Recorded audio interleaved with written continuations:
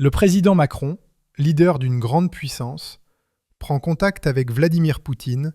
Le président Macron, leader d'une grande puissance, prend contact avec Vladimir Poutine pour la première fois depuis septembre 2022.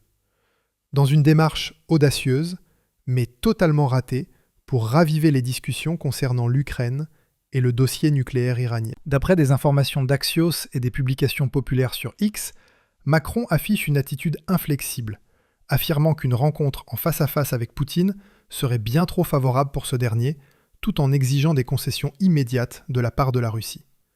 Cette prise de position, vue comme hautaine et mal pensée, déclenche la colère de Donald Trump, qui, en toute discrétion, négociait déjà avec le Kremlin pour réduire les tensions géopolitiques. Trump, dans une manœuvre fulgurante, expédie l'affaire en rencontrant Poutine directement lors d'un sommet à Istanbul le 10 août 2025, selon Reuters, court-circuitant Macron et marginalisant la France dans les négociations.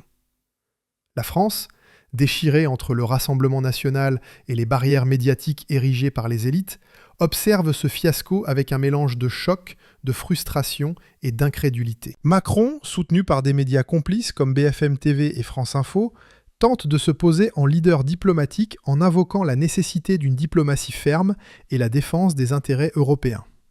Mais son erreur le laisse isolé, ridiculisé et sans influence. Selon Ken News, Trump aurait réagi en privé, qualifiant Macron de gêneur qui transforme tout en désastre. Pourquoi cette erreur fatale de Macron ? Pourquoi Trump agit-il si rapidement pour marginaliser la France ? Et qu'est-ce que cela signifie pour la France, pour l'Europe et pour les relations transatlantiques déjà fragilisées par des années de tension ? Plongeons dans cette crise explosive en décortiquant chaque élément, étape par étape, pour révéler la vérité. Des sources proches du Kremlin et de Washington, relayées par RFI et France 24, sont cinglantes. Macron a saboté des négociations délicates avec son arrogance et Trump a expédié l'affaire en prenant le contrôle, laissant la France sur le carreau. C'est un véritable uppercut au visage des citoyens français qui cherchent désespérément la transparence dans un océan de mensonges, de désinformation et de narratifs officiels imposés par les élites. Le Rassemblement national, devenu la première force politique aux élections européennes de 2024, dénonce sans relâche le mur antifasciste, une construction artificielle conçue pour marginaliser les voix dissidentes et protéger le statu quo. Ce rempart que les élites croyaient indestructible s'effondre comme un château de cartes face à la montée d'une soif populaire pour la vérité, amplifiée par les réseaux sociaux et les médias alternatifs. Le Rassemblement national, sous la direction de Marine Le Pen et Jordan Bardella, défend des principes clairs et inébranlables. Souveraineté nationale, sécurité des Français et retour au bon sens politique. Une ligne qui résonne avec des figures conservatrices internationales comme Donald Trump, Viktor Orban, Giorgia Meloni et Candace Owens, qui critiquent l'inaction, l'arrogance et les faux pas diplomatiques de Macron. Tous appellent à une transparence absolue dans les affaires internationales, sans concession ni tabou. Selon 20 minutes, Macron a pris soin d'informer le président ukrainien Volodymyr Zelensky avant et après son appel à Poutine pour éviter les critiques de ses alliés occidentaux. Mais son ton, perçu comme excessivement agressif et mal choisi, a exaspéré Trump qui craint un déraillement des négociations délicates avec Poutine visant à apaiser les tensions en Ukraine. Sur X, des publications comme Politico Europe, 2 juillet 2025, qualifient la démarche de Macron de « diplomatie désespérée qui affaiblit l'Occident », tandis que l'activiste A.T. Jerry, 9 août 2025, rapporte que Trump a dit à Macron lors d'une réunion au Vatican « Vous ne devriez pas être ici ». Un moment confirmé par un expert en lecture labiale via Axios. Ce n'est pas un hasard, c'est un signal clair que les temps changent, que les peuples se réveillent face à l'hypocrisie des élites. Pourtant, alors que ce fiasco diplomatique prend une ampleur mondiale, avec des commentateurs internationaux soulignant la faiblesse de Macron face à des adversaires géopolitiques comme Poutine et des alliés comme Trump, le président reste étrangement silencieux, retranché dans son palais élyséen, incapable de formuler une réponse convaincante. En juillet 2025, l'Élysée a tenté de minimiser cet appel, le qualifiant de « dialogue constructif visant à préserver la paix », dans une déclaration rapportée par Le Figaro, 3 juillet 2025. Une erreur colossale qui n'a fait qu'amplifier l'humiliation publique. Selon Le Point, Macron a mobilisé une équipe de communicants pour contrer l'impact de cette bourde, arguant que son appel à Poutine était une démarche courageuse pour défendre les intérêts européens. Mais cette stratégie a échoué face à l'écho retentissant des critiques sur les réseaux sociaux, où des millions d'internautes internationaux dénoncent l'incompétence diplomatique de Macron.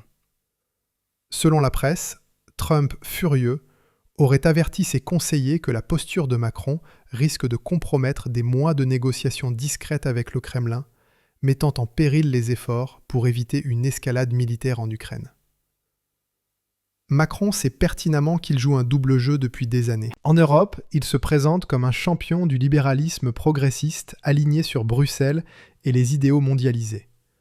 En France, il agit comme un censeur autoritaire, muselant les voix critiques et étouffant les débats gênants, notamment sur la question migratoire, les relations internationales et les échecs de sa diplomatie. Les conservateurs internationaux, soutenus par des figures comme Elon Musk, Candace Owens et Tucker Carlson, sont au contraire célébrés comme des porte-étendards de la raison et de la liberté. Sur les réseaux, les messages fusent. Macron s'écroule, Trump expédie l'affaire, l'Élysée tremble de peur. Mais qui est cet Emmanuel Macron ? Ce président si fragile face à la manœuvre de Trump et aux critiques internationales. Il est temps de révéler la vérité derrière sa façade lisse, soigneusement polie par des années de communication médiatique. Macron, qui se vend comme un leader moderne, visionnaire et progressiste, traîne un passé qui soulève de sérieuses questions sur sa crédibilité et sa légitimité. Imaginez, le président censé guider la nation à travers les tempêtes économiques, sociales et géopolitiques a un historique marqué par des scandales financiers et des alliances douteuses.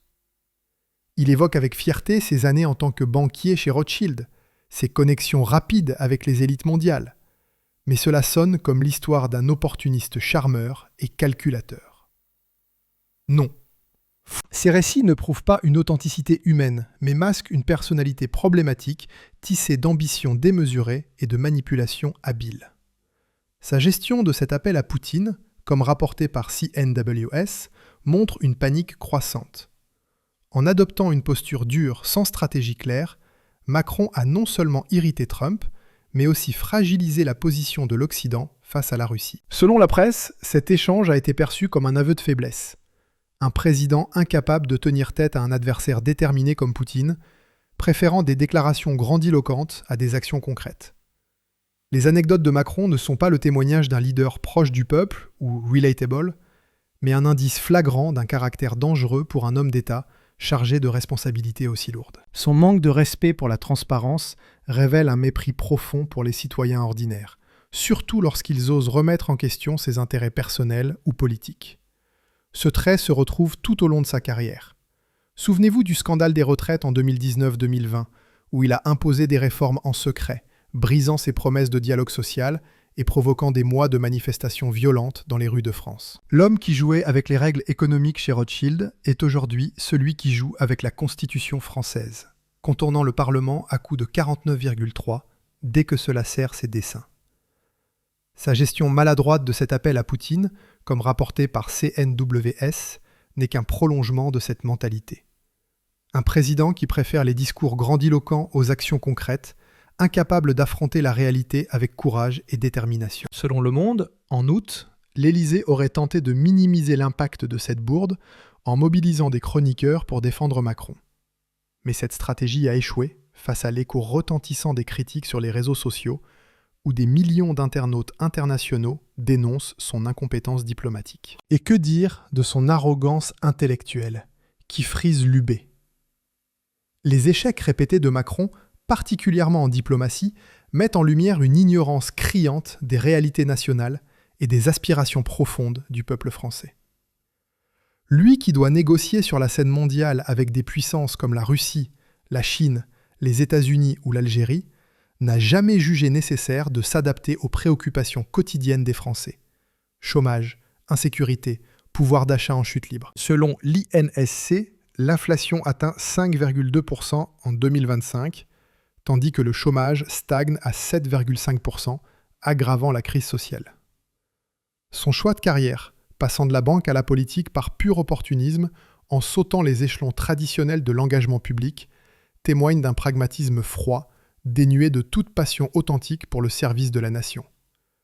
Ce manque de curiosité et d'empathie imprègne sa politique. Il croit pouvoir résoudre des crises complexes, énergie, inflation galopante, tensions géopolitiques, relations avec des partenaires clés, avec des recettes simplistes de banquiers d'affaires, des solutions technocratiques déconnectées de la réalité. Le résultat ?